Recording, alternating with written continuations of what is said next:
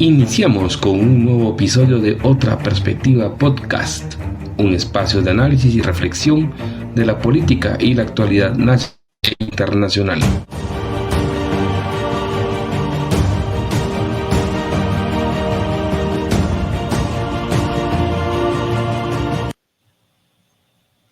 Muy buenas tardes, muy buenos días, muy buenas noches. Tengan todos ustedes un gusto estarlos saludando en este séptimo episodio de Otra Perspectiva Podcast. El día de hoy cuento con la presencia de Francisco Cabrera. Déjenme decirles, es una persona a la cual le tengo mucho aprecio y mucho respeto por su conocimiento, por su experiencia y su calidad como profesional y como persona. Es también, además, el primer funcionario de gobierno en activo al cual está en este espacio. Y vamos a conversar de algo que es algo fundamental que hemos venido desarrollando en los diferentes episodios de este podcast, que está relacionado al tema de la cobertura educativa, los desafíos en el tema de la cobertura educativa. Pero vamos a iniciar brevemente conociendo un poco también para que nos estén escuchando, nos escuchan. Francisco, te cuento que estamos tanto en la plataforma de YouTube como de Facebook, pero también estamos en la parte auditiva, que es la parte original de los podcasts, en Spotify y en iVoox, y ahora también tenemos un canal en Instagram. Entonces, para que quienes nos están viendo y nos están escuchando sepan quién es Francisco Cabrera. Bueno, gracias Julio, con mucho gusto y verdaderamente muchas gracias por esta posibilidad de encontrarnos para dialogar sobre este tema que es posiblemente el tema que cruza toda mi carrera profesional. Francisco Cabrera básicamente es un educador que ha estado vinculado a procesos educativos de distinta índole desde hace casi 40 años. Y cuando digo de distinta índole, me refiero a que ciertamente muchos de ellos han sido procesos educativos formales en centros educativos clásicos, en universidades, en escuelas, etcétera, pero también muchos han sido procesos alternativos, hechos, digamos, en la calle, educación de calle, en comunidades rurales, muy rurales, en condiciones particularmente difíciles. Yo tuve la suerte de trabajar, por ejemplo, con las poblaciones que retornaron de México luego de vivir el refugio provocado por el conflicto armado interno, de estar en los campamentos, de los desmovilizados de la guerrilla, también haciendo procesos educativos para la reincorporación, por ejemplo. Pero también he tenido la suerte de trabajar en procesos educativos tanto en Guatemala, en la Guatemala más profunda, en la capital, en la ciudad, etcétera, como en otros varios, yo diría, bastantes países de la región, especialmente de América Latina y el Caribe. Así que mi experiencia como profesional también abarca varios pasajes por otros países, haciendo siempre procesos educativos o buscando la creación de formas de llevar la educación a todo el mundo, como es como un derecho humano, efectivamente, no solamente en la etapa de la niñez, sino un derecho humano a lo largo de la vida. Así que bueno, soy un educador bastante. Y esta es tu segunda gestión, digamos, de espacio de estar dentro del Ministerio de Educación ocupando un cargo. Es correcto, esta es la segunda ocasión que tengo de servirle al país desde el Ministerio de Educación. La ocasión primera fue hace ya 15 años, que se dice rápido, pero la verdad es que pues es un periodo en el que han pasado muchísimas cosas, desde luego a nivel político en el país, pero también en términos del sistema educativo y su evolución, digamos, que donde ya hablaremos, ¿verdad? Hay cosas que han avanzado para mejor y hay cosas que no han avanzado simplemente, pero bueno, eso es parte justamente del desafío. Sí. Ok, Francisco, bueno, como les he señalado para que nos están escuchando, el conocimiento y la experiencia de Francisco es amplia en materia de educación. Yo, fíjate, Francisco, que este espacio, como te lo compartí al inicio, digamos, he estado desarrollando en los episodios que ya llevo de este podcast, digamos, desarrollar temas no solamente vinculados a la parte digamos, de la coyuntura, pero digamos, sí trazando una línea que yo creo que es importante que los guatemaltecos desde los diferentes niveles, tanto desde el sector académico, institucional, político, inclusive de activismo de parte de los jóvenes, puedan tener como una referencia a temas que, digamos, son como permanentes y que sí tienen un impacto a la Guatemala hacia el 2040, al 2050, al 2080. Y sobre esta ruta, que digamos, bueno, vos me conocés también, digamos, en algunos espacios comunes en los que trabajamos y que también estaba vinculado al tema de cómo desarrollamos derechos y cómo se construye desarrollo en el país, digamos, he marcado tratar de ir desarrollando como 3 grandes ideas en temas que a lo mejor tal vez no todos lo ven o no lo ven en la dimensión del impacto que pueda tener hacia Guatemala y que, digamos, está amarrado, digamos, a 3 aspectos. Uno es, digamos, el tema del bono demográfico. Desde el 2010 la CEPAL ya había marcado que 2045 era una fecha crucial para Guatemala. Hoy, con el último informe que presentó el Fondo de Población de Naciones Unidas, hace unas 3 semanas con CGPlan, remarca el 2050, ¿verdad? Como la fecha clave en donde hay un proceso de crecimiento de la población de 60 años y ese proceso de envejecimiento que va a tener el país. Pero al igual, en ese marco, la CEPAL decía, hay que ver esa parte del bono demográfico como esa referencia, pero también marcaba, digamos, como 3 grandes rutas para el desarrollo del país. El primero que marcaba era que al 2030 debería de existir el 100% de cobertura en todos los niveles educativos. En ese momento había mucha boga por el tema de las transferencias condicionadas, ¿verdad? Que hizo que la educación primaria llegara a niveles significativos y se empezara a recuperar la parte de la educación preprimaria, pero básicamente la parte del ciclo básico diversificado era el desafío, ¿verdad? Porque habían coberturas muy bajas. Ahí vamos a hablar cómo va ese proceso. Pero el otro elemento que hoy se pega a esta situación que no se preveía en el 2010 es que, digamos, a partir de 2014, en las diferentes olas migratorias, digamos, Guatemala empieza como a drenarse en cuanto al tema de esa juventud y esa niñez, que es la que enriquecía un poco su bono demográfico, que empieza a reducirse a partir de 2045.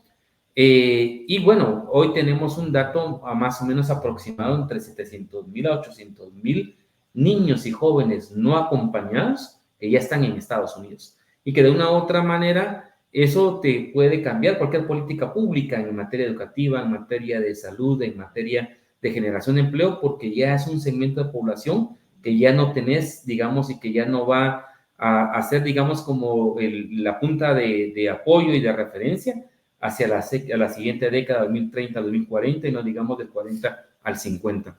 Entonces, en esa ruta, fíjate, Francisco, he estado tratando un poco de ir como haciendo, cómo se van haciendo esas conexiones, cómo están los datos reales también, porque lo hablábamos con Brenda Miranda, quien fue gerente del INE, que una complicación que tenemos en el país es el tema de los datos, o sea, no tenemos datos actualizados permanentes que también nos permita ir marcando un rumbo sobre esta situación. Y obviamente hay otro elemento que está vinculado al tema de la pobreza, que es algo más profundo con el tema de la pobreza, sobre todo en el tema de las niñas, que también tiene un impacto en el tema educativo. Pero bueno, pero al final de cuentas eso ha sido, digamos, como el referente, ¿verdad? Que de una u otra manera estamos tratando de querer también dejar ideas y planteamientos en este espacio del podcast. Entonces, sobre esa ruta, el tema de la parte educativa es un tema, digamos, esencial. Pero antes, digamos, de entrar ya a ese punto del detalle, solo quisiera como tal vez hacerte 2 preguntas básicas, digamos, en esta tu segunda espacio de estar en el servicio público como viceministro. Dame, digamos, 2 impresiones negativas, positivas de lo que encontraste, digamos, de esa experiencia hace 15 años, de lo que se hablaba en cuanto a la gestión del anterior gobierno y de lo que encontraron en el Ministerio de Educación. Bueno, interesante, mira, y yo creo que en términos negativos, creo que lo más significativo que podríamos describir es la terrible pérdida de la institucionalidad del Ministerio de Educación y del sistema educativo en su conjunto. Esto pareciera ser un tecnicismo, pero en realidad es un fenómeno que se expresa de manera trágica, porque la pérdida de la institucionalidad lo que significa es que entonces prevalece la arbitrariedad, prevalecen las formas casuísticas de resolución de situaciones y se pierden las reglas, se pierden las lógicas institucionales de funcionamiento, y eso es grave porque el sistema comienza a dejar de ser sistema y empieza a ser una suerte de atomización, donde cada quien resuelve como puede. Y esto, digamos, en su máxima expresión, lo que significa es que no sabemos si un día como hoy, que es un día que debería haber clase, está habiendo efectivamente clase en todas las escuelas del país. Simplemente no lo sabemos. Y no sabemos si aquello que se está enseñando es lo que se tendría que enseñar o se están enseñando cosas que al maestro o a alguien más se le ocurrió, o a una organización X que llega a la escuela, va y desarrolla acciones que posiblemente están bien intencionadas, pero al margen del concepto institucional del desarrollo curricular, etc. Entonces creo que eso es la parte más compleja y en sentido negativo, porque desestructura el sistema y si el sistema no funciona como tal, entonces no hay punto de partida, no hay medición de resultados, no hay evaluación de si estamos alcanzando nuevos objetivos. Hacemos acciones, pero no sabemos a dónde nos llevan las acciones. Invertimos los recursos, pero no sabemos si están rindiendo lo que deberían rendir. Yo en el lado positivo te diría que felizmente lo que hemos encontrado también es una muy buena disposición de múltiples actores que están dentro del sistema o en torno al sistema, con voluntad de aportar para la transformación del sistema educativo y del país. Yo creo que en esta administración de gobierno, si hay algo que se puede describir como una constante, es que hay la expectativa ciudadana de recuperar al país, de recuperar los sistemas, en este caso el sistema educativo, por ejemplo, como seguramente pasa en salud y otros. Y muy buena voluntad, mucha gente que expresa su ánimo, su apoyo, su deseo de que no solamente se haga gobierno, sino de que efectivamente se cambie el rumbo que el país lleva. Y yo creo que eso es importante porque suma, ayuda a construir sinergias y a delinear un sistema educativo que es muy grande, muy complejo por sí mismo, pero que además se enfrenta a esos retos de lo que siempre ha sido debilidad del sistema, pero además de la desestructuración que se vivió en los últimos años, que francamente ha sido una cuestión lamentable y de la que no es fácil recuperarse, pero bueno, para eso es el desafío de hacer gestión pública. Sí, es digamos como un referente. Yo tengo una, digamos como anécdota en la parte del Congreso, ¿verdad? Que al final de cuentas también hay un compromiso de la gente. Si generas, por ejemplo, un espacio de política abierta, de acceso a los ciudadanos, pues la gente está comprometida, ¿verdad? Y sí ves que hay, digamos, ese compromiso a tratar de las cosas diferentes. Yo creo que eso es un punto importante porque te marca que frente a los desafíos propiamente estructurales que tenés en el tema educativo, que digamos todo el funcionariado, de los funcionarios de intermedios o bajos estén con esa disposición de colaborar, yo creo que es un punto a favor para el país, ¿no? Así es, sí, muy importante. Ok, bueno, ya viendo el tema de los datos, que es un poco el tema del por qué hacerte la invitación para ver este proceso, es un poquito explicar y conocer desde tu perspectiva y tu conocimiento, y ahora que estás ahí también dentro de la institucionalidad del Ministerio de Educación, cómo está nuestro sistema educativo y hacia dónde va. Yo tengo estos datos que están en un documento que entiendo yo que lo elaboró el Consejo Nacional de Educación para presentárselo a las autoridades que tomaron posesión el 14 de enero y que marcaban que, por ejemplo, hacia el 2019 un 31% de los niños en edad escolar no estaban atendidos por el Ministerio de Educación, ¿verdad? Que eso vamos a ver, lo que me imagino que es un poco el tema de cómo recuperar la cobertura y que la población en edad escolar efectivamente entre al sistema escolar, ¿verdad? Y que efectivamente se determinaba que, digamos, ha habido como un crecimiento en cuanto a la cobertura, pero digamos como muy estática y muy lenta en cuanto al tema particularmente del nivel de preprimaria y de básicos, ¿verdad? Que está marcado más o menos en un 10% y ya eso lo vamos a ver hacia futuro. Pero en esa ruta, digamos, de procesos de cobertura, Francisco, digamos, sí se han propuesto una meta en la dinámica de cómo ir generando o acrecentando el tema, no solamente de la cobertura, aunque aquí yo no me quisiera meter a esa discusión entre cobertura y calidad porque los dos tienen que ir de la mano, ¿verdad? Esa discusión de si es uno u otro yo creo que nos hace perder a veces el objetivo, pero digamos sí hay más o menos un planteamiento de poder avanzar en recuperar esa cobertura educativa.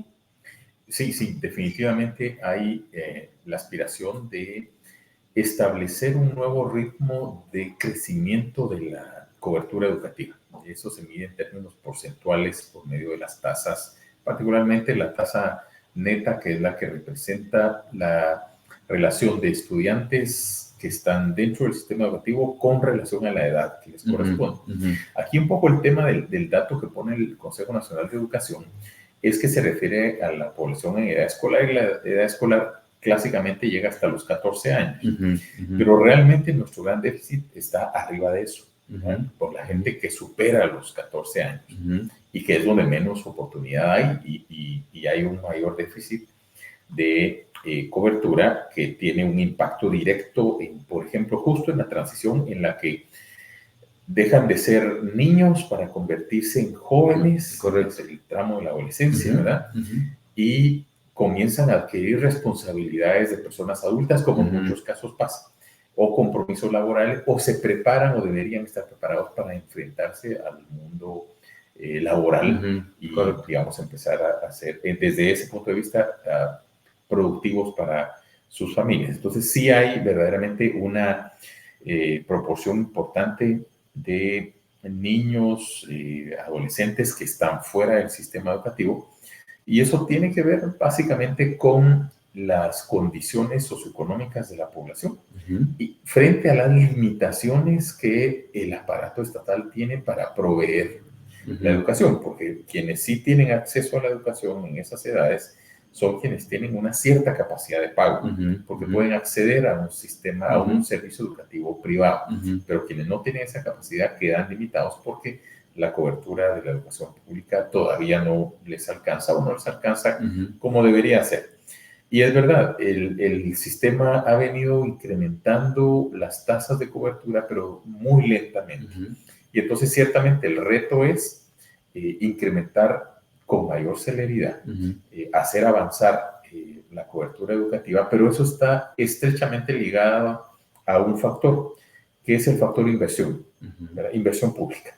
La inversión pública es la que determina la capacidad real de avanzar con mayor rapidez o con menor rapidez, y también evidentemente condiciona la calidad, ¿verdad? Yo estoy de acuerdo con tu apreciación en el sentido de que no es una u otra, sino en realidad son las dos las que necesitamos. Pero aún la educación que no tiene mayor calidad hace una diferencia. Establece, aún en el peor escenario, establece una diferencia con relación a no tener acceso a la educación. Entonces sí que tiene una importancia, pero ese es el gran factor y es algo que como país también debemos preguntarnos, porque eso ya no le compete solamente al aparato estatal o las instituciones públicas, sino es una cuestión que trasciende, es el Estado y la sociedad en su conjunto que también tiene que apostar por fortalecer la inversión, la clase política, por supuesto, que tiene muchísimo que hacer y que decir en ese sentido. Pero si se mira la comparación de la inversión que el país está haciendo en su educación frente al conjunto de países que están cerca, digamos, o que pertenecen a esta región, también vamos a encontrar ahí una de las razones para esas limitadas tasas de cobertura. Sí, claro. Sí, digamos un poquito aquí se ve también en la referencia, ¿verdad? En la composición, en la cantidad o en la existencia, como me señalás, de la oferta que da el Estado hacia la juventud, hacia los niños en cuanto al tema de los centros educativos, pues obviamente está más concentrada entre la preprimaria, un 40% y un 33% de la primaria, pero en el tema de los básicos baja 17 y en el diversificado baja 10, ¿verdad? Que ahí yo creo que hay un gran desafío para poder desarrollarlo. Pero digamos ya en cuanto al tema de los niveles de cobertura, Francisco, digamos, está reconocido, Guatemala tenía un reconocimiento en el tema del 100% de cobertura educativa en educación primaria. Ciertamente, digamos, hay una obligación marcada más hacia la parte constitucional en cuanto al tema de este nivel educativo. Y bueno, en cuanto a este proceso, digamos, de la primaria, pues el tema de las transferencias condicionadas, de una u otra manera, jugó un factor, ¿verdad?, que te determinaba que sí podía tener un referente para lograr retener a los niños y niñas en el sistema educativo. Vemos que, digamos, en los últimos 14 años, de 2009 hacia 2022-23, digamos, hay un comportamiento donde iniciamos en 2009 con 98.7%, que esos son datos que el Ministerio de Educación me dio a través de acceso a la información. Caemos hacia 2014 en un 82%, y luego recuperamos, ¿verdad?, un poco el tema de la cobertura, pero al igual, o sea, del 2015 nos mantuvimos en 92.8 en la tasa neta y hasta 2023 estamos en 95.8, que digamos si hay una reducción en cuanto al tema de la cobertura educativa. Pero en el nivel preprimario, digamos, ahí también observamos que hay más o menos un crecimiento en los últimos 10 años, si lo calculamos de 2014, 2003, 2014 a 2023, que pasa de 45.6 a 64.6%, ¿verdad?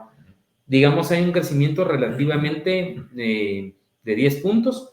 Estamos a menos de 5 años, digamos, efectivos hacia el 2030 en la CEPAL al 100%. Ahora, obviamente, creo yo que esa meta que nos marcaba en 2010 no la vamos a alcanzar. Pero en este proceso, digamos, de cómo además se va a ir generando un cambio en cuanto al comportamiento de la pirámide poblacional en Guatemala, en donde vamos a ir reduciéndose la cantidad de población que está de 0 a 14 años, que entra en este nivel de preprimario y primaria, y entramos a un proceso de crecimiento en el tema de población mayor de los 60 años para arriba, que están proyectados hacia 2.7 millones en el 2050. Yo quisiera preguntarte, digamos, tenemos ese desafío, tenemos, digamos, sobre todo en el caso, digamos, ahorita del nivel preprimario, estamos en una ruta que nos marca un 64% de cobertura educativa, pero estamos también en un proceso de cambio de la conformación de la población en cuanto a la reducción, digamos, de este segmento que puede ser, digamos, la población meta para que logremos alcanzar esa 100% de cobertura en el nivel preprimario. ¿Hay alguna proyección de qué impacto pueda tener eso de cara a los siguientes 10 o 15 años? Porque obviamente yo creo que no vamos a lograr llegar al tema del 100% de la cobertura, porque sobre en esa lógica del 100% también se te reduce el segmento de la población. ¿Hay más o menos alguna explicación, digamos, o proyección de cómo puede marcarse esa meta de trabajo, digamos, desde ahorita desde el Ministerio de Educación para poder atender esos dos desafíos en este nivel específico? Mira, sí, indudablemente que hay una meta para trabajar en este sentido. Yo querría retomar antes de desarrollar ese punto, es que ciertamente un tema importante es el de los datos y la actualidad de los datos que tenemos, ¿verdad? Y un fenómeno que estamos observando es que en lugares, en poblaciones en las que se esperaría tener una cierta matrícula escolar, esta se ha venido perdiendo en los últimos años, básicamente por el fenómeno migratorio, digamos que es bastante marcado y acelerado, ya llegaremos a ese punto seguramente, pero eso lo que hace es que genera una incertidumbre que antes era mucho más predecible el comportamiento poblacional. Ahora hay casos en los que se encuentran unas sorpresas porque no está la población que debería estar o que por lo menos podría haber progresado a un siguiente año escolar o a un siguiente nivel educativo, por ejemplo. Pero por otra parte, también es un aspecto muy importante la tremenda dispersión que seguimos teniendo en el país, de manera que hay una buena cantidad de ese déficit de cobertura educativa que tenemos está en comunidades rurales de poca población, digamos, de manera que se hace para los efectos de la política pública más difícil alcanzar a esa población, especialmente cuando se piensa en el concepto de educación bastante rígido, la educación escolarizada, sumamente formal y formalista, de manera que esas opciones se vuelven poco atractivas para la población. Entonces, claramente sí hay una apuesta por el incremento de la población en todos los niveles, pero particularmente en la primaria y la secundaria. Aquí hay que agregar otro aspecto que hasta hace poco no se visualizaba en el conjunto de la política educativa, que es el de la educación inicial. Correcto. La educación inicial estamos hablando de 0 a 4 años, que es todavía la más baja que tenemos. Si sumamos todos los esfuerzos, programas, etcétera, que hay, no llegamos, creo yo, a mucho más allá del 5% posiblemente de cobertura, quizás 6, 7, no vamos a llegar a 10, que es también un reto muy importante. Entonces, digamos que hay una demanda insatisfecha muy alta. Pero claramente hay una apuesta, como dije antes, por incrementar, por modificar el ritmo de avance que se reporta en las tasas de cobertura. Pero por lo menos si pensamos en la secundaria, la gran clave es pensar la educación como una posibilidad flexible, ya no con la rigidez de los programas tradicionales. Correcto. El problema de los programas tradicionales es que hay una buena cantidad de la población que no puede acceder a ellos, porque el factor determinante del sistema educativo aquí en cualquier parte del mundo es la condición socioeconómica de las personas. Todos los estudios que se han hecho sobre educación, se llame PISA, se llame ERCE de la UNESCO, se llame evaluaciones de graduandos a nivel nacional, todas las evaluaciones en el mundo indican que el factor más influyente en el acceso y en el desempeño del sistema educativo es el factor socioeconómico de la familia. Por eso las transferencias condicionadas eran tan importantes, porque entraban a afectar la principal limitación que tenía la familia. Sí, correcto. Y por eso hubo un impacto tan marcado que hubo incluso prácticamente el 100% de cobertura. Así es, correcto. En la primaria. El asunto, y por recordar muy bien esos momentos, porque al punto que llegábamos era que las escuelas incluso no se daban abasto para recibir a todos los estudiantes. No había escritorios, no había maestros, porque era un desbordamiento. Ahora, tenemos que pensar en modalidades de educación secundaria que tengan flexibilidad, es decir, que no le obliguen a los estudiantes o potenciales estudiantes a ir 5 o 6 horas al día de lunes a viernes como única opción, porque hay muchos que no van a poder hacer eso y no lo van a poder hacer porque tienen que aportarle ya a la familia económicamente o porque están adquiriendo responsabilidades propias de creando familias, adquiriendo responsabilidades de madres, de padres, etc. Y un modelo rígido no responde a su realidad. Además, es un modelo que está construido sobre la base de que terminas un nivel y pasas al otro. Terminas ese y pasas al otro y pasas al otro. Eso se vuelve una apuesta de largo plazo. Claro, lo que tenemos que pensar, la flexibilidad en términos de alternativas varias, pero también salidas prontas con opciones que le dan nuevas oportunidades de desempeñarse en la vida y de encontrarse en mejores condiciones. Sí. No, y entiendo esto, digamos, en esta dinámica de cómo, digamos, entiendo esa modalidad de la flexibilidad que tendrías que hacer del sistema, ¿verdad? Que de una u otra manera tendría que articularte también para recibir o recuperar a buena parte de niños y jóvenes que no miraron, pero que también abandonaron el sistema. Y como lo señalabas, por la parte, digamos, de los ingresos, de una u otra manera hizo que abandonaran el sistema educativo. Pero digamos, solo porque te me fuiste un poquito hasta el tema de la secundaria, que eso, pero sí, aquí sí quiero marcar en la parte de la preprimaria. La pregunta era un poquito, Francisco, digamos, porque también tiene que ver con el tema inicial, ¿verdad? Y que muchas veces te convierten un poco en la dinámica de guarderías, ¿verdad? Porque también es un factor.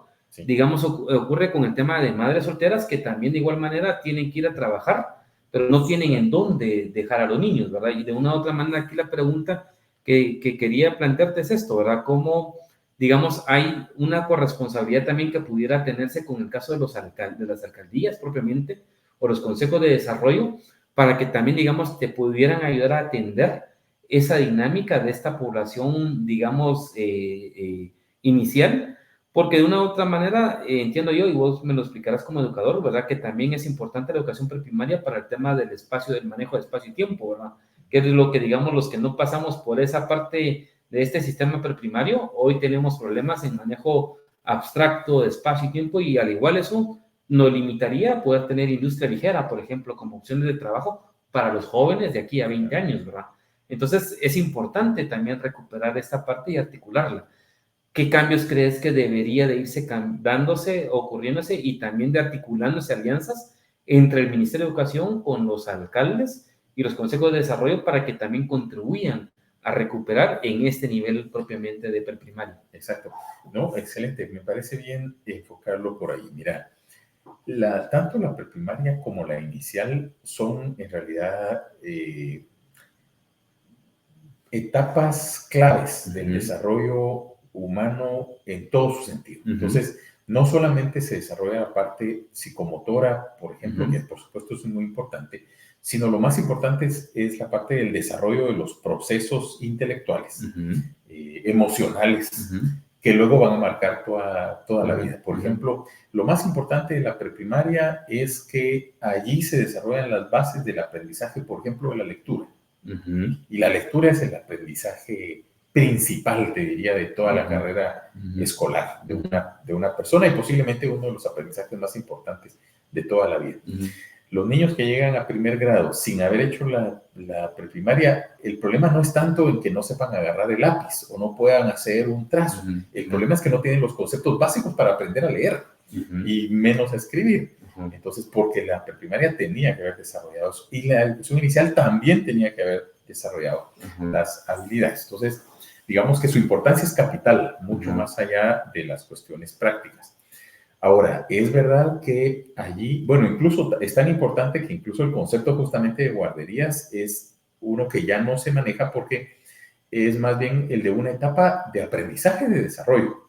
Correcto. Y el concepto original de la guardería, pero eso por supuesto es en el campo de la educación, era más bien el del cuidado, ¿verdad? Cuidado, que es cuidarlo, que tenerlo, que no le pase nada. Entonces ahora el asunto es cómo aprovechamos esa edad, esa etapa, para el desarrollo máximo de todo el potencial que todas las personas tenemos. Entonces sí, pero eso no es un asunto menor, en realidad es un aspecto muy importante porque tiene que ver con, entonces, cómo podemos ampliar la oferta educativa con la calidad básica necesaria, bajo el concepto de que no se trata de tenerlos guardados, se trata de que aprendan y desarrollen. Claro. Eso se vuelve de una exigencia un poco más alta. Claro. Pero sí es verdad que una cuestión clave en este ejercicio es cómo llegamos a concretar un modelo de descentralización que ya no requiera que, por ejemplo, un ministerio, como sería el de educación, sea el que tenga que procurar los terrenos, la infraestructura, la puesta de los docentes, los recursos educativos, el programa de estudio, etcétera, porque eso choca con la realidad que está marcando las limitaciones de una institución que no va a poder hacer todo eso. Para 340 municipios en el país en simultáneo no lo puede hacer. Entonces creo que aquí lo que se requiere es ciertamente un esfuerzo de descentralización donde los gobiernos municipales entren a formar parte de una lógica nacional en la que también contribuyen de manera decidida con generar mejores oportunidades de educación. Por ejemplo, yo creo que un buen modelo sería, por ejemplo, y es algo que el Ministerio de Educación está trabajando y construyendo una propuesta en esa dirección. Por ejemplo, ¿qué tal si las municipalidades se hicieran cargo de todo el renglón de infraestructura y servicios básicos para los centros educativos, independientemente del nivel que fuera? Sí, correcto. Imagínate si pudiéramos hacer eso a nivel de la preprimaria y la inicial, por ejemplo, y el Ministerio de Educación encargarse de la parte técnica, de maestros, contratación de estos, su preparación, la entrega de recursos educativos, programas, etcétera. Podríamos tener un crecimiento muy acelerado, ¿verdad? Me gusta poner este ejemplo que tiene que ver con esto que estamos diciendo porque explica un poco el fenómeno de la concentración y los costos que finalmente representa para el país y la sociedad esa concentración. El Ministerio de Educación no construye una escuela, pues no tiene potestad para construir escuelas, pero las tiene que pedir al Ministerio de Comunicaciones por medio de la Unidad de Construcción de Edificios del Estado, etc. Pero en los últimos 4 años esa unidad construyó unos pocos centros educativos, sí, ¿verdad? Básicamente solo se puede remozar, ¿verdad? Con una cantidad muy baja. Exactamente, pero construir edificios nuevos fueron muy pocos. Te podría decir que posiblemente se construyeron no más allá de unos 30 o 40 en 4 años en todo el país, ¿verdad? Pero si cada municipalidad, por ejemplo, tuviera las condiciones, también los recursos, por supuesto, para construir por sí misma y construyera 3 centros educativos al año, el país en un año tendría más de 1000 escuelas nuevas. Sí, correcto. O sea, es un problema de modelo, digamos, de administración pública. Digamos, yo voy entendiendo ahí esta parte de los 2 desafíos que estás marcando, ¿verdad? Primero, en cuanto al tema del desarrollo, digamos, del modelo educativo, que no tiene que ser, digamos, tan cerrado, digamos, que es como un tema tipo universidad, de pensum cerrado que no puede saltar, ¿verdad? Y tiene que ser una modalidad de flexibilidad que pegue para poder recuperar por las condiciones sociales a estos niños o jóvenes al sistema educativo. Pero por el otro entiendo yo que también es un modelo, digamos, de descentralización, que también implica libertades hacia procesos, digamos, de inversión propiamente de infraestructura, ¿verdad? Que es un poco el tema del componente que algunos dicen, bueno, el ministerio no invierte porque buena parte está en el tema de los salarios, ¿verdad? Pero yo le decía en un programa anterior a los jóvenes que también el salario es parte de inversión. Pero efectivamente, si no logras encontrar alianzas para poder generar infraestructura y condiciones, pues de igual manera, digamos, siempre vamos a tener como un proceso de limitación y porque, digamos, hoy no podemos ir de un nivel como muy lento, no sé si me explico, porque hoy el tiempo ya lo tenemos en contra, o sea, tenemos menos de 25 años para poder superar estos elementos entre la preprimaria, la primaria y el diversificado. Pero bueno, y aquí yo solo quería comentarte por el adelanto, ¿verdad? Porque al final de cuentas tiene que ver por dos elementos. Uno está relacionado a que, fíjate que en lo que nos estaban marcando sobre el tema del bono demográfico hace 2 o 3 semanas, Sigeplan y la Oficina de Población de Naciones Unidas, es que nos da este mapa, que nos marca cabalmente este proceso de que de una u otra manera, digamos, más allá de cómo planteas ese modelo, digamos, pedagógico y curricular que sea flexible, ¿verdad? Para digamos, atender la parte social.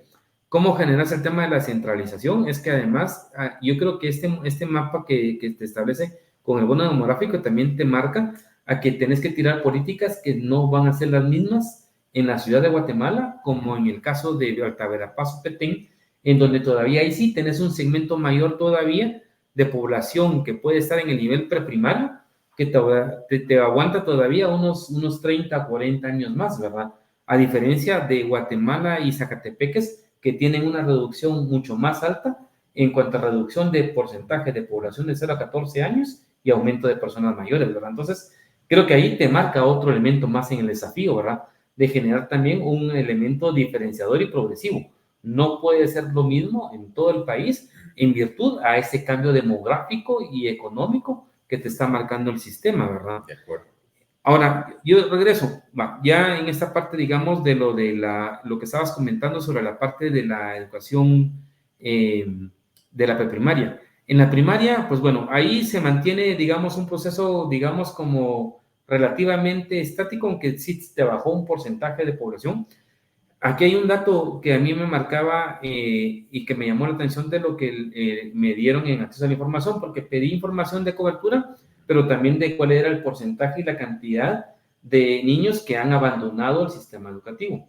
Y fíjate que el dato, contemplándolo siempre en el rango 2009 hacia 2023, en la sumatoria, aunque porcentualmente es 4, 5, 6%, en la sumatoria, en cantidad de niños, me llega que es 1.251.000 niños que abandonaron la educación primaria, digamos, en este periodo de 14 años.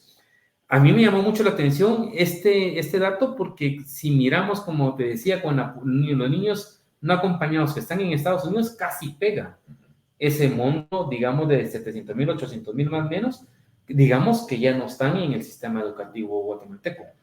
Digamos, ¿cómo ves en esta parte del nivel primario? Uno, digamos, mantener el nivel de la cobertura, que no baje, ¿verdad? Y que se mantenga al 100%, que es lo que había. Pero el otro elemento que yo creería es cómo mejoramos la calidad en el tema de la lectura y la matemática de la formación que reciben los niños en el ciclo primario. Mira, sí, no, claramente que se está viendo desde hace varios años este fenómeno de que creo que lo mencioné antes, de escuelas donde esperaríamos tener una matrícula, pero resulta que luego son menos de los que se esperaba y simplemente es que la población se está yendo, ¿verdad? Y eso más marcado en ciertas regiones del país, por supuesto. Entonces, mira, yo creo que el tema, por ejemplo, a nivel primario, está asociado con la expectativa, que generalmente es baja de los estudiantes, de permanecer hacia la secundaria. De cruzar, dar ese salto del sexto grado de primaria al primero básico, que es donde está la mayor fuga de estudiantes. Y es que mientras no logremos hacer una secundaria más amplia, donde el estudiante, digamos que está en una aldea X, se piense realmente como alguien aspirante a continuar en la secundaria. Porque el problema es que como la escuela primaria llega a casi cualquier comunidad del país, casi cualquier. pero la secundaria no. La secundaria está demasiado concentrada en las cabeceras municipales o departamentales. De manera que entonces ese niño que va terminando quinto, sexto grado de primaria, realmente pensarse en llegar a la secundaria es un sacrificio que muy probablemente está fuera del alcance de su familia. Entonces no se lo imagina, no se ve ahí, pero en la medida que se logre ampliar la opción real de cobertura de la secundaria, la permanencia en la primaria se va a ver afectada positivamente, porque va a haber una expectativa mayor. Y es que ese más o menos millón, un poco más de millón que mencionabas de niños que abandonaron la primaria en los últimos años, generalmente la están abandonando en primer grado, que es donde tenemos un problema muy serio, precisamente por la falta de primaria, ¿verdad? Y luego en los últimos grados de la primaria, ¿verdad? Es decir, cuando ya adquirieron, digamos, algún dominio básico de la lectura, comienzan a retirarse porque, bueno, van llegando a la edad en la que van siendo posiblemente ocupados en otro tipo de actividades, o ya en definitiva se están viendo como personas que van a salir del país y van a ir a buscarse un futuro allá afuera. Entonces creo que esa permanencia está asociada, por una parte, con asegurar que el sistema mejore, es decir, en términos de calidad, ¿verdad? ¿Cómo hacemos que, por ejemplo, los niños que están en primer grado no pierdan el grado, ¿verdad? Y luego con la expectativa de continuar, la expectativa de una secundaria posible al alcance de las personas, y eso tiene que ver con otros temas que vamos a hablar seguramente más adelante. Sí, yo creo que ahí en esa parte del tema, aquí está cabalmente, ¿verdad? En la parte media, que es la educación básica y diversificado, los indicadores es donde sí está dramático, ¿verdad? O sea, es decir, en el caso de la educación básica, el incremento ha sido más o menos alrededor de 10 puntos, pero en el caso de la educación diversificada, que ya es, digamos, carrera media de bachilleratos u otras más opciones que hay, digamos, la media es que no hemos superado el 25% en estos últimos años, en estos últimos 14 años. Pero aquí yo quiero preguntarte, cuando estás hablando, digamos, de que, digamos, en ese segmento, pues hay condiciones un poco económicas, hay otras vinculadas al tema de seguridad inclusive, o el tema de la migración. Aquí, digamos, a diferencia de lo que sería la educación preprimaria inicial, que implica el tema de infraestructura, para que puedan, digamos, cubrir y entrar al sistema educativo, aquí tenemos que vencer el componente económico. O sea, ¿cómo y qué alternativas se podrían construir entonces? También de una u otra manera, porque de una forma, digamos, me recuerdo yo que en otros países, México, por ejemplo, el tema de la transferencia siempre monetaria, condicionada para el tema de estos niveles, siempre ha sido un valor, digamos, como, digamos, el ancla para que efectivamente retengas ese porcentaje de población que se pierde, más o menos un 40%, que se pierde de la educación primaria y que se desaparece hacia el ciclo básico. ¿Cuáles serían las condiciones, digamos, posibles que vos plantearías que sirva para retener y tener esa expectativa de que sí es importante que los muchachos sigan hacia su ciclo básico o hacia su ciclo de educación media? Lo primero es que ciertamente tiene que crecer, esa es una condición, no hay otra forma, tiene que crecer la oferta pública, ¿verdad? Porque ya dijimos que es la única en la que realmente tienen acceso los estudiantes que están en esas comunidades en las que no tienen una oportunidad inmediata o cercana. Entonces tiene que crecer la oferta pública de educación secundaria. Y luego hay que generar las condiciones. Y ahí ciertamente un programa como el de las transferencias condicionadas podría ser de utilidad, porque como hablamos hace 15 años más o menos, las transferencias monetarias que se dieron en la primaria funcionaban en la propia primaria pública. Es decir, los niños no iban a un colegio. Así es, correcto. Iban a la escuela pública. Bueno, aquí el problema es que ni siquiera tenemos a dónde vayan. Porque la secundaria privada ya llegó a su límite, ya llegó a su tope, ya dio lo que puede dar, no va a dar más. Y la primaria y la secundaria pública es sumamente limitada. Entonces, primero tenemos que crear dónde pueden estudiar y luego generar los mecanismos para que efectivamente puedan incorporarse y permanecer. Pero claramente esto sí requiere, y ese es un aspecto que no podemos obviar, una inversión mucho más alta del país para ampliar la cobertura y mejorar la calidad educativa particularmente en la secundaria, que es la que estamos hablando y la que vemos que ha estado tradicionalmente menos atendida. Y ahí me gustaría colocar un dato que siento que ilustra mucho sobre cuáles son las limitaciones con las cuales se debate el sistema educativo de Guatemala, porque estamos siempre pidiéndonos ser más efectivos, más eficientes, y eso está muy bien, ambos conceptos están bien, pero en realidad aquí el mayor factor es la insuficiencia de los recursos. Claro. ¿Verdad? Y fíjate que hay un dato que creo que me gustaría compartirte porque creo que puede y que ilustra mucho, que es un dato que hizo la OCDE del informe de PISA. Correcto. Como seguramente sabes, PISA evalúa a los estudiantes de 15 años.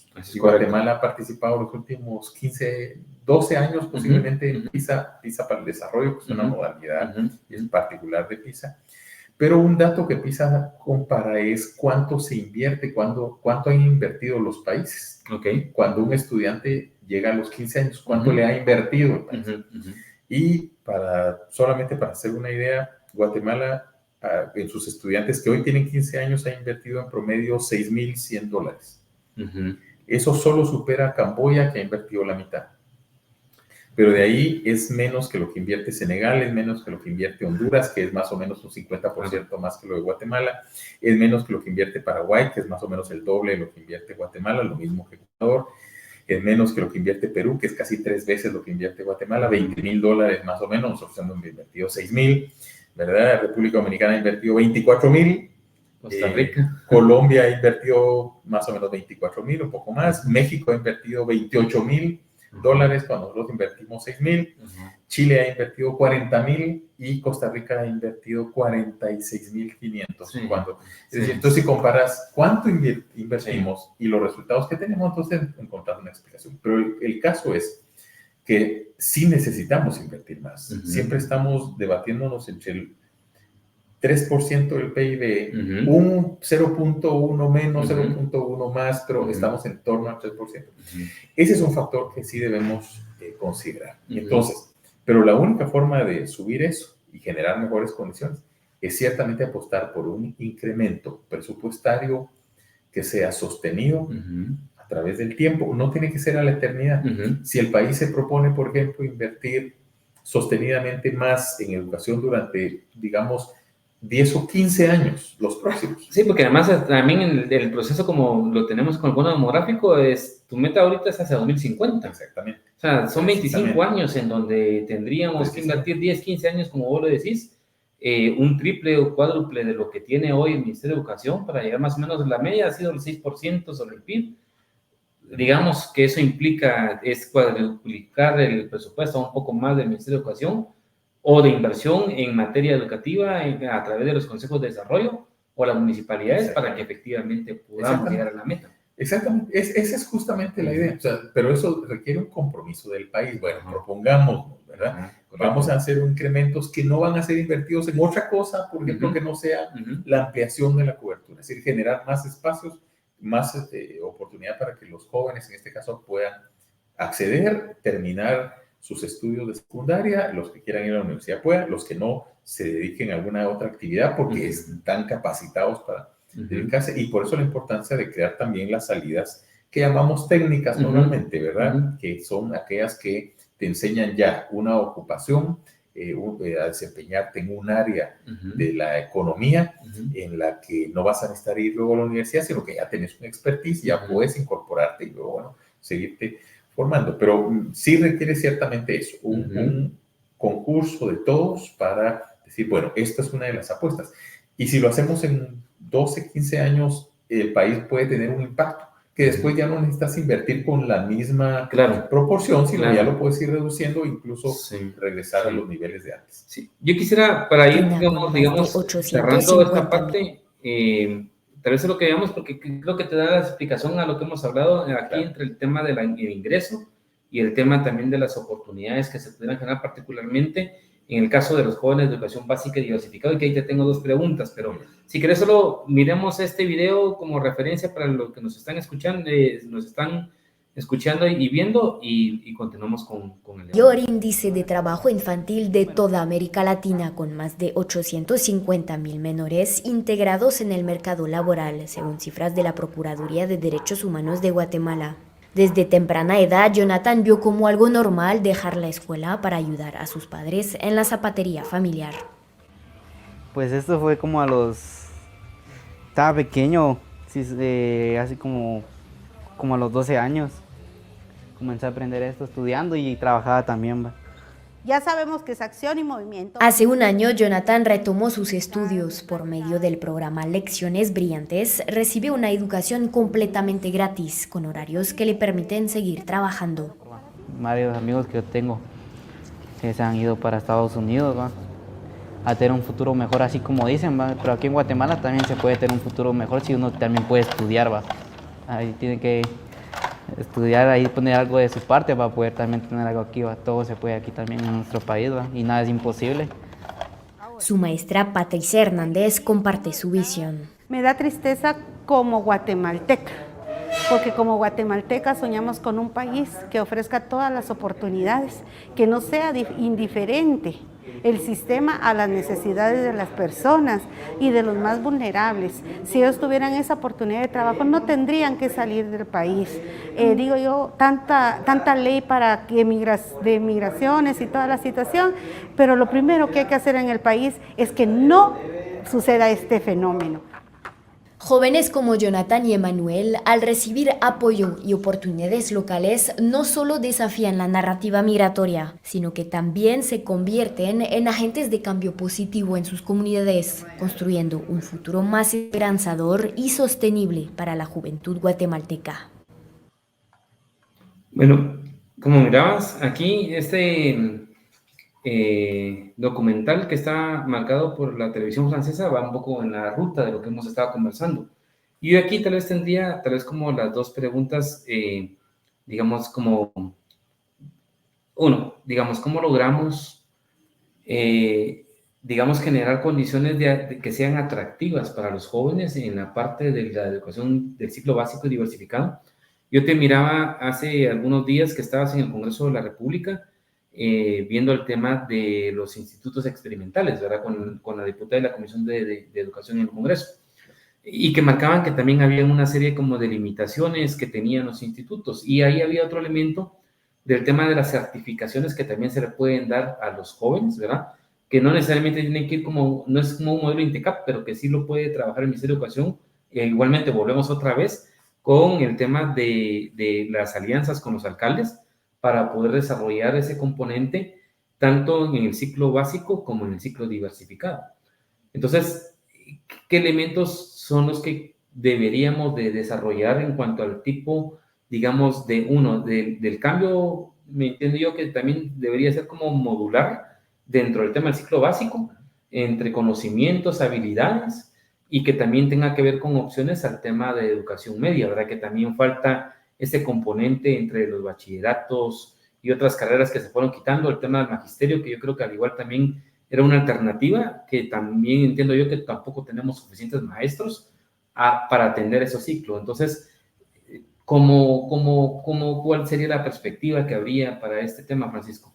Mira, yo creo que una cosa muy importante y que justamente hemos venido conversando con varios de los diputados de la Comisión de Educación es que particularmente en la secundaria lo que tenemos es la urgencia de crear oportunidades que sean atractivas para los jóvenes, que eso es muy importante, pero eso requiere otra vez de un concepto flexible y descentralizado.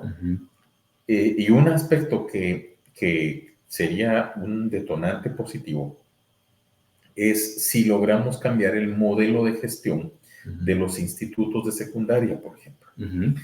Porque ciertamente sin perder el carácter público y sin perder, por supuesto, el deber y la función del Estado de financiar y de entregar las oportunidades educativas, si creamos un modelo de gestión que a cada instituto le permita, por ejemplo, identificar las certificaciones laborales o de especialización en determinadas áreas del conocimiento pero que lo determine cada instituto con base en el análisis de los intereses, los gustos, las necesidades de su población escolar. Eso lo que hace es que crea un plus que es súper atractivo para los estudiantes. Ya hay varios ejemplos en el mismo país. Pero si se espera que el Ministerio de Educación de manera hipercentralizada determine cuáles son las certificaciones o las oportunidades de formación técnico, laboral, productiva, etcétera, para todos los institutos del país, es imposible de hacer.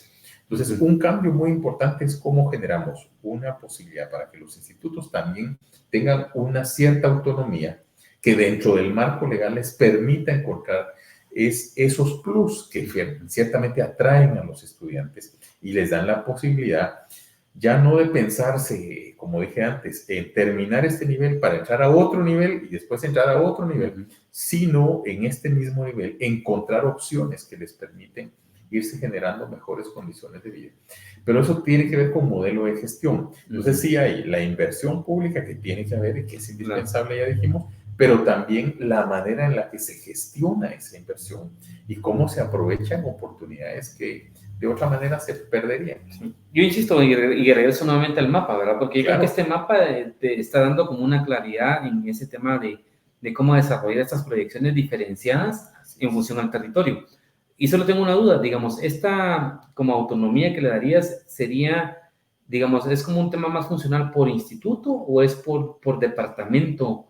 Digamos, porque digamos, también yo te escuchaba ahí, ¿verdad? Que pudiera también tener elementos de compra y es como hacer una unidad de compra, que es como el modelo descentralizado que tiene salud, que también tiene sus bemoles, ¿verdad? Que ahí lo que habría que es, en base a la experiencia de salud, digamos, corregir para que tampoco hayan abusos en esta dinámica.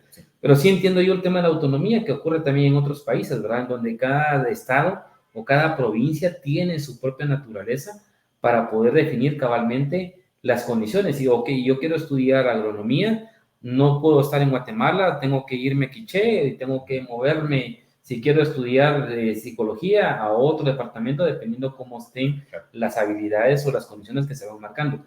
Pero entonces te pregunto, ¿es por instituto? ¿Es por departamento? Porque eso obviamente también implica reformas a las leyes, o sea, también implica modificar el marco legal.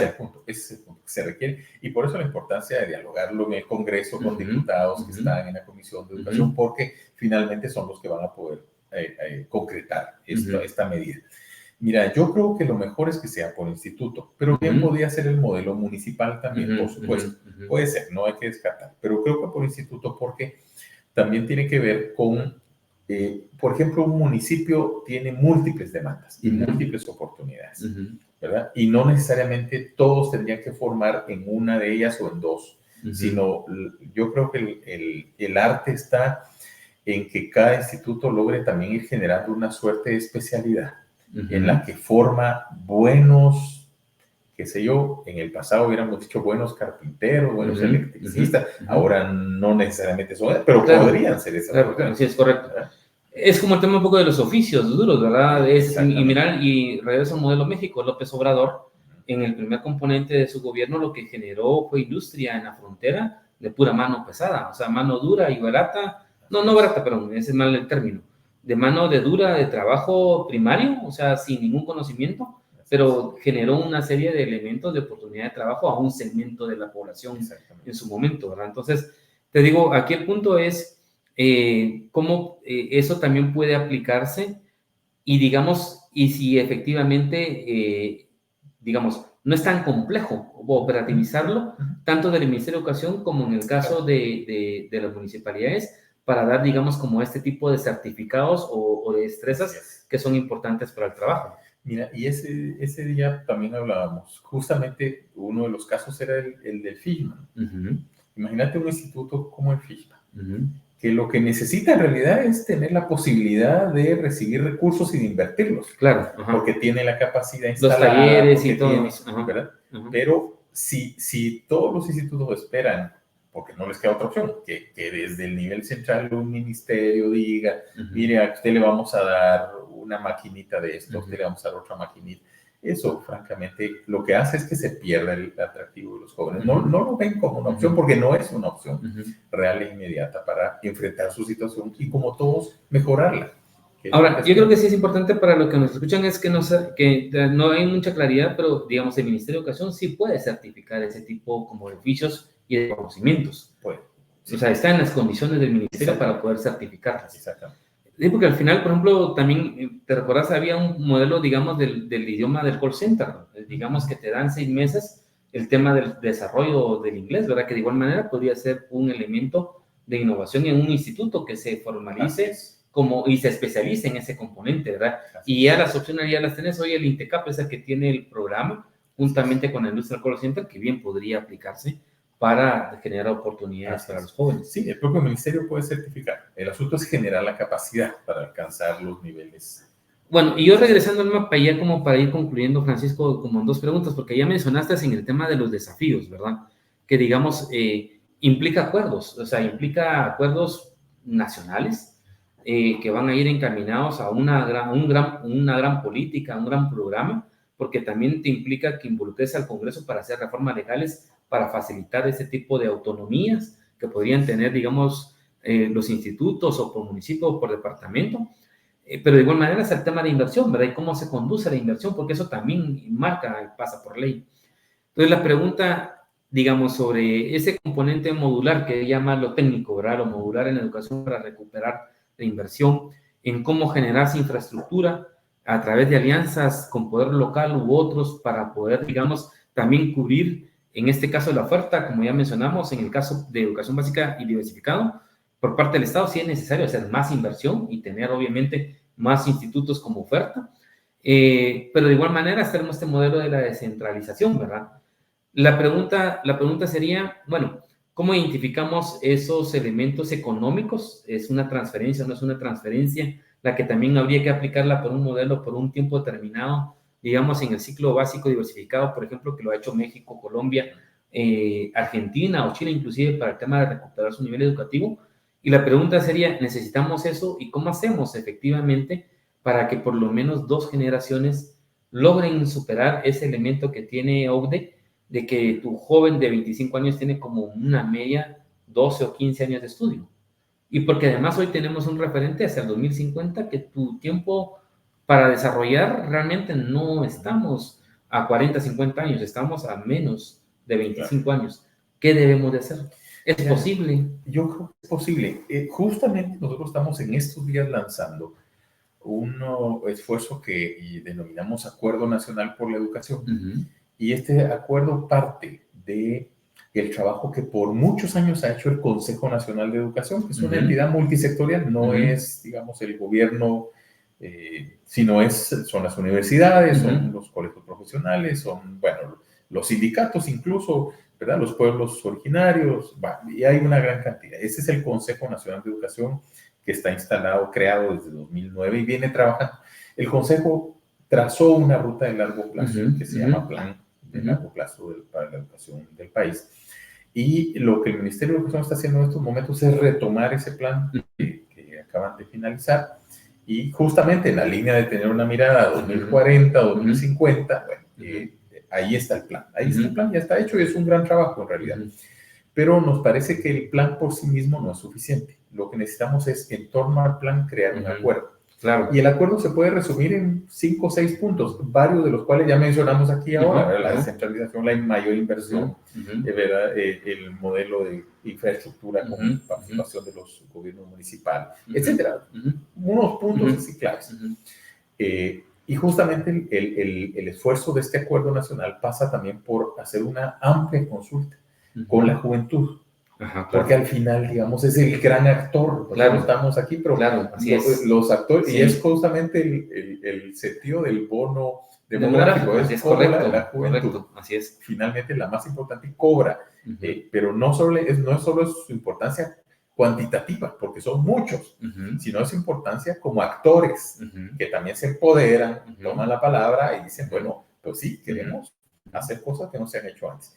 Entonces, este marco del acuerdo busca cabalmente esto, ¿verdad? Establecer, reducir todo ese gran plan, expresarlo en 5, 6, 7 líneas, 7 puntos, que sean sencillos de entender, pero que son las grandes apuestas que nos pueden llevar, si hacemos esto, estas cosas a las que todos nos comprometemos a apoyar durante los próximos 15 años, ni siquiera pensemos más, pero 15 años, realmente vamos a lograr un salto que al país lo va a posicionar en otro escenario, ¿verdad? Y no son cosas tan difíciles, no son imposibles, son cosas que podíamos hacer. Fíjate que yo un poquito pensando en la parte del tiempo, ¿verdad? Me ponía a hacer números, es contemplar la generación que te entra, digamos, a la parte del ciclo preprimario de 2025, porque en esos 15 años llegarán al 2040 y serán ellos los que transformarán.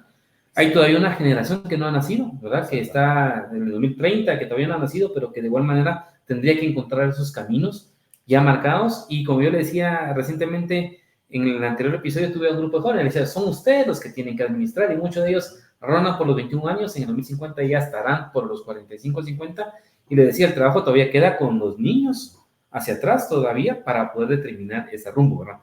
Yo solo te ponía aquí este ejemplo, y qué bueno, y felicito esa posibilidad. A mí me llamó mucho la atención cuando vi el tema del plan de educación que presentaba el Consejo Nacional, pero solo es otro un referente que no tiene que ver con educación, pero que sí puede servir como referente.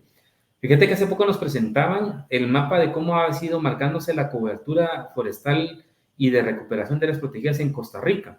Y nos marcaban, mira, de 1987, en más o menos un lapso de 40 años, tenían solo el 21%, y hacia el 2020 lograron recuperar el 57% del territorio, con toda una política pública que implicó inversión, que implicó condiciones legales y otras cosas más.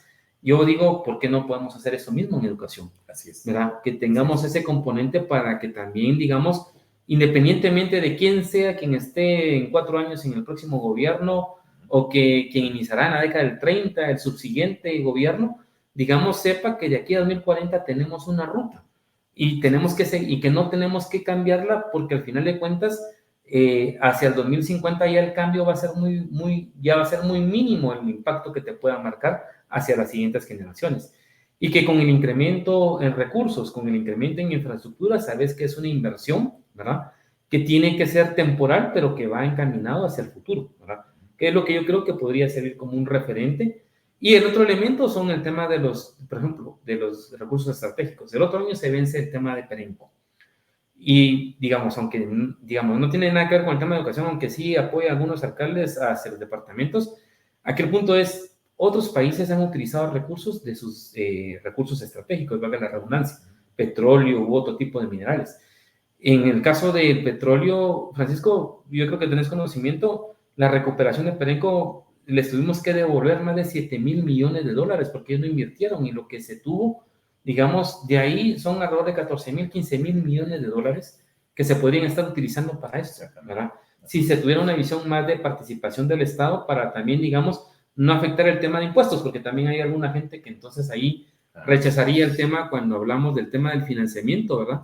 Que es con el tema de impuestos, ¿verdad? Sí. Pero en general, el punto es, entonces, hay una ruta, digamos, si es posible una ruta que te pueda marcar, entender eso, y me parece muy interesante que se le consulte a los jóvenes. Yo creo que eso sería genial, Francisco, para poder también fortalecer esa propuesta de política pública. Mira, nosotros sí esperamos una participación importante de cientos de miles de jóvenes participando, dando sus respuestas, sus aportes, que creo que van a ser muy importantes en términos no solo numéricos, sino de lo que significa también poner a los jóvenes en la posición de, bueno, si ustedes pueden hacer algo, pueden tomar decisiones, ¿qué es lo que harían? ¿Qué es lo que querrían que se hiciera? Eso es políticamente es un aspecto muy importante. Pero también hay varias cosas estratégicas. Ponías el caso de Perenco, yo te diría, el caso de las frecuencias y de la conectividad. Para educación es un tema clave. Sí. No hay que sobredimensionarlo, ¿verdad? Porque está visto que la conectividad, la virtualidad y todo este mundo de la tecnología es un recurso, tampoco es el único, y nunca va a ser el único, creo. Y tampoco es la panacea, pero sí te ayuda. Pero sí te claramente el sistema educativo sí tiene que pasar por ahí y sí tiene que aprovechar los recursos. Entonces, digamos, esas son las medidas estratégicas con las que deberíamos comprometernos como país para ayudar a que el sistema educativo sea mucho mejor, a que dé saltos, que avancemos ya, que lleguemos, a que por fin entremos al siglo XXI, digamos, Y yo creo que ahí hay medidas que efectivamente el Ministerio como el de Educación no las puede tomar, pero sí hay otros actores de la vida política del país que las pueden tomar, pero también una población que debe saber que eso es una posibilidad y que hay que impulsarla desde donde cada quien está. Pues bueno, Francisco, te agradezco. Yo creo que hay una luz, ¿verdad? Al final, frente a... Hay muchos retos y muchos desafíos, eso sí, y yo creo que, digamos, ayuda bastante que personas como tu persona y otros de que están en el equipo ministerial estén bajo esa mística y esa perspectiva. Obviamente falta una serie de rompecabezas, de articular actores y grupos para encontrar las medidas presupuestarias, las medidas legales, de una u otra manera que encierren esa parte de esa política pública y de consulta y de validación y de evaluación también de un momento determinado, y que grupos económicos, políticos también le pongan atención a este proceso y que no estemos en cada 4 años en el ensayo de error, ¿verdad? Porque al final de cuentas, hoy el tiempo sí ya el reloj lo tenemos cronometrado al efecto del país, ¿verdad? Entonces, te agradezco este espacio y de igual manera, como te digo, esta ha sido una inquietud que, digamos, es parte del por qué la razón del podcast. Hay que ver también la parte del tema migratorio, ¿verdad? Y la parte de los jóvenes migrantes, que yo creo que es un componente que hay que considerarlo. La otra semana estaremos con un experto en este tema, pero al igual está este espacio de igual manera para que nos compartas, o vos u otros actores, que de una u otra manera pueda haber este proceso de avance en esta propuesta de Acuerdo Nacional de Educación, ¿verdad? Entonces, agradezco tu participación, un mensaje final y con eso cerramos. Bueno, pues muchas gracias, Julio, por la posibilidad, como dije al inicio, de dialogar sobre un tema como este que siempre es imposible de agotar en unos minutos. Mira, yo creo que lo importante es que hoy sabemos que, y ya lo hemos vivido, que si no hacemos las cosas pensando en el conjunto del país, y si no hacemos las cosas pensando en el futuro que ya está muy cercano, pero también en el futuro que no está tan cerca, vamos a seguir cometiendo los errores que se han cometido en nuestro querido país, ¿verdad? Creo que tenemos la responsabilidad de pensar más allá de la administración del gobierno. Tenemos el deber de pensar en el conjunto del país y más allá de cualquier sesgo de naturaleza política o de cualquier otro.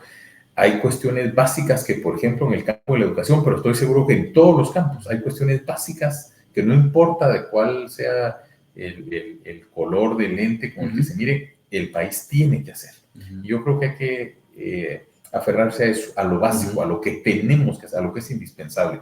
Y si hacemos lo indispensable, creo que el país va a poder tener ciertamente rutas, concretar algunos éxitos que son importantes, y que además son necesarios ya, como bien creo, si entendí bien el sentido de tu enfoque con relación a lo del bono demográfico, es decir, ¿lo aprovechamos ahora o ya no lo vamos a aprovechar nunca, ¿verdad? Entonces, ahora es el momento, y yo creo que con una agenda no muy compleja, una agenda sencilla, agenda de país, lo podemos conseguir. Correcto. Muchas gracias. Así es. Bueno, Francisco, te agradezco. A todos los que nos están escuchando y viendo, les queremos agradecer por su atención. Les pido que nos sigan en las diferentes plataformas de Otra Perspectiva Podcast, en YouTube, en Facebook, en Spotify, en eBooks y ahora en Instagram. Así que pendientes del siguiente episodio y agradecemos su atención. Síguenos en nuestras plataformas en YouTube, Facebook, Twitter, Spotify e eBooks.